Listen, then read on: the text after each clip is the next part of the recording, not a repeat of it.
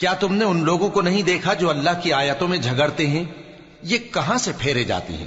جن لوگوں نے ہماری کتاب کو اور جو کچھ ہم نے پیغمبروں کو دے کر بھیجا اس کو جھٹلایا، وہ عنقریب معلوم کر لیں گے جبکہ ان کی گردنوں میں طوق اور زنجیریں ہوں گی، وہ گھسیٹے جائیں گے یعنی کھولتے ہوئے پانی میں، پھر آگ میں جھونک دیے جائیں گے۔ پھر ان سے کہا جائے گا کہ وہ کہاں ہیں جن کو تم اللہ کے شریک بناتے تھے یعنی غیر اللہ؟ کہیں گے وہ تو ہم سے جاتے رہے، بلکہ ہم تو پہلے کسی چیز کو پکارتے ہی نہیں تھے۔ اسی طرح اللہ کافروں کو گمراہ رہنے دیتا ہے، یہ اس کا بدلہ ہے کہ تم زمین میں ناحق خوش ہوا کرتے تھے اور اس وجہ سے کہ اترایا کرتے تھے۔ اب جہنم کے دروازوں میں داخل ہو جاؤ، ہمیشہ اسی میں رہو گے، سو متکبروں کا کیا برا ٹھکانہ ہے۔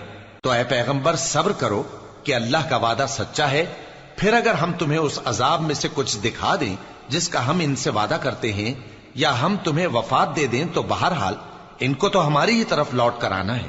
اور ہم نے تم سے پہلے بہت سے پیغمبر بھیجے، ان میں کچھ تو ایسے ہیں جن کے حالات ہم نے تم سے بیان کر دیے ہیں، اور کچھ ایسے ہیں جن کے حالات بیان نہیں کیے، اور کسی پیغمبر کو اختیار نہ تھا کہ اللہ کے حکم کے بغیر کوئی نشانی لائے۔